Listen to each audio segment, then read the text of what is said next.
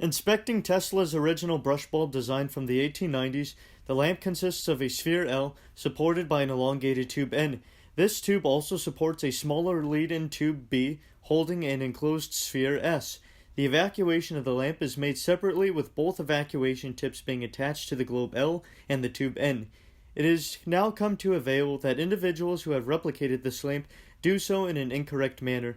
I have found that most will ignore that the longer tube N must be elongated, in which most people will extend the lower evacuation tip so that to handle the lamp physically. Obviously, this is a true misconception of the brush bulb and does not allow for the hand holding the tube N to act capacitively upon the glass and vacuum within the tube. Shown above, the correct configuration of the lower section of the bulb is shown on the right and incorrectly shown on the left. It should be noted that Tesla himself wrote extensively on the design and construction of the bulb, along with giving a lecture in London on the matter in the year of 1892. Coincidentally, it has now become commonplace for most replicators of the brush bulb to employ special gases within the globe L and or N and call it correct. Such gases, including the use of xenon, neon, and helium, do produce interesting displays when excited by RF, but this goes against Tesla's design and does not find application in the brush bulb. It must be understood that solely by the use of a pure vacuum that such brush formations may come to take place. Now that misconceptions have been clarified, attention is now turned to the first initial test of a replicated brush bulb. As seen on the right, the bulb is illuminated with an intense RF field being radiated from a nearby radio transmitting coil. As Tesla states, the elongated tube N is evacuated to a moderate degree, being less than that of the vacuum present in the larger globe L. In this circumstance in the video, the level of vacuum is not of great value, given the purple color indicating the presence of excess nitrogen, whereas the degree of vacuum in the larger globe is more significant, with indication of a blue-white color. At the time of this experiment, vacuum equipment capabilities were minimal, but have now progressed, as will be shown later. This demonstration shows the effect of hand capacitance and the overall effect of the hand on inductive pickup. It should be noted that the aluminum tube, which is usually present over the tube N, has been removed for this demonstration, so that to show the colors present.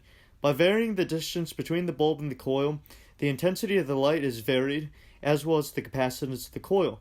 It is worthy to note that by bringing the bulb further away from the coil, the inner sphere evacuated to a lower pressure ceases to exist, as lower evacuated pressures require more intense RF energies to emit light. On the other hand, the higher evacuated sphere remains lit since its sensitivity has increased exponentially as a result of high vacuum. Following this experiment, the use of a higher vacuum system was employed in a second brush bulb made for further testing. The photo above shows the higher evacuated bulb at low power, the inner sphere having a higher level of vacuum present as compared to the previous bulb shown. As seen in the lower section of the photo, the aluminum tube has been slipped over the elongated bulb N, respectively connected to the RF generator. Even at low levels of RF power applied to the bulb, the brush formation may be seen to take place, as the formation is mainly residing on the right side of the globe.